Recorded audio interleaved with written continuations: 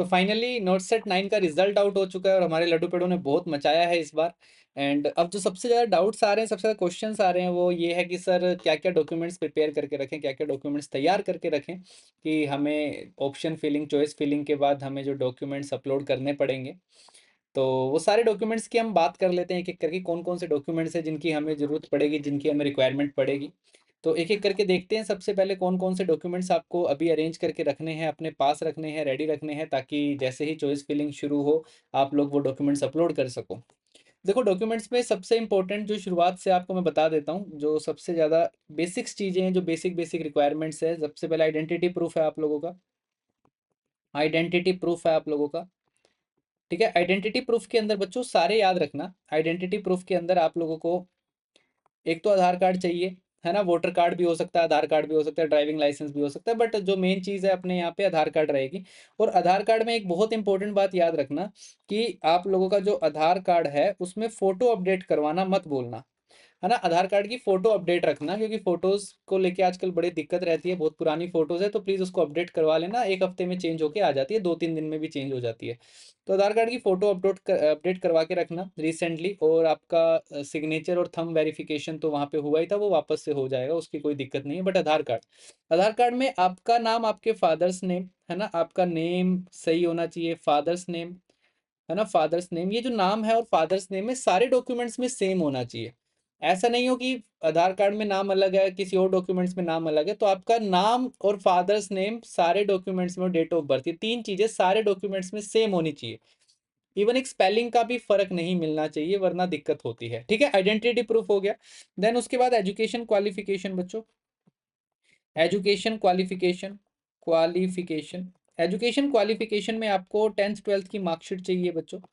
10th की marksheet चाहिए, 12th की मार्कशीट चाहिए, 10th 12th मार्कशीट चाहिए, ठीक है। आपको अपनी बीएससी नर्सिंग की सारी मार्कशीट्स चाहिए होगी, सारी मार्कशीट चाहिए।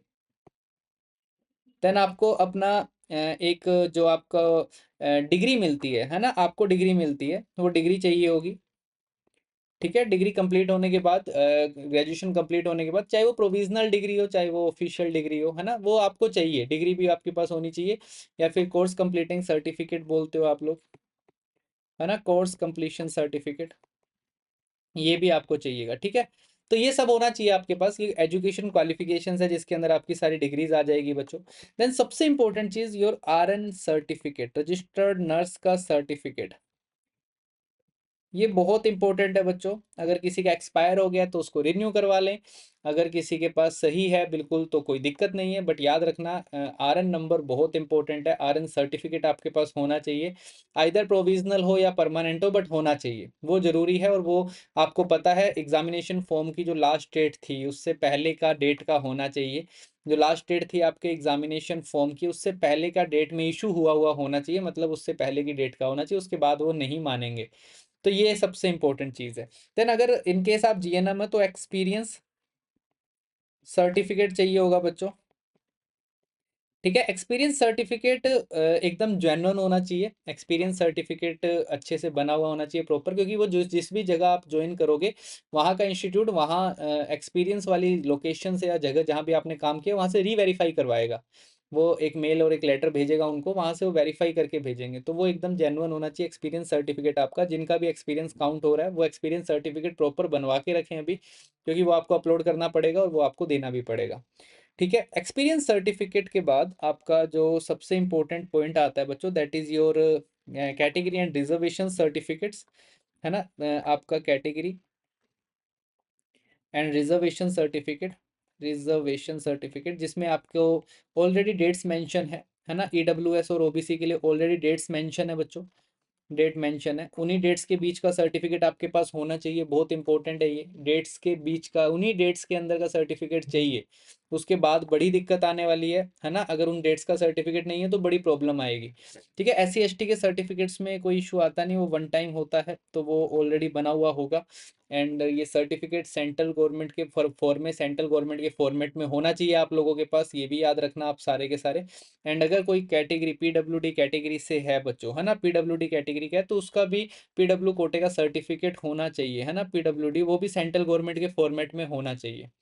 तो ये सर्टिफिकेट्स बहुत इंपॉर्टेंट है, प्लीज इनका खासकर ध्यान रखें। देन एनओसी, एनओसी बहुत इंपॉर्टेंट है बच्चों, इस पे बहुत सारे डाउट आए थे मेरे पास कि एनओसी क्या रहेगा, कैसे रहेगा। तो एनओसी अगर आप इन केस किसी भी सेमी गवर्नमेंट हॉस्पिटल या फिर किसी भी government hospital, either state government या सेंट्रल गवर्नमेंट, तो आप लोगों को उस इंस्टीट्यूट से एनओसी लेनी पड़ेगी, नो ऑब्जेक्शन सर्टिफिकेट लेना पड़ेगा, है ना। और ये नो ऑब्जेक्शन सर्टिफिकेट अभी का नहीं होना चाहिए। No objection certificate no doubt जब आपने एग्जामिनेशन फॉर्म फिल किया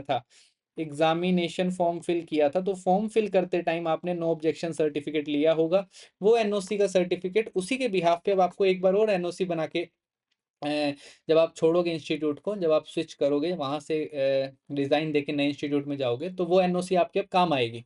ठीक है, क्योंकि क्या होता है, कई बच्चे एनओसी लेते नहीं है एग्जामिनेशन फॉर्म भरते टाइम, है ना। ज्यादा जरूरी है semi government and government hospital में, जहाँ पे आपका एनपीएस नंबर बना हुआ होता है ना, एनपीएस नंबर बन जाता है, वो एक ही वन टाइम बनता है एनपीएस नंबर, हमेशा बार बार नहीं बनता है, इसलिए जरूरी होता है एनओसी, ताकि वो एनपीएस ट्रांसफर हो जाता है, वहां से डायरेक्ट यहाँ ट्रांसफर हो जाएगा जिसमें इंस्टीट्यूट को आप ज्वाइन करोगे।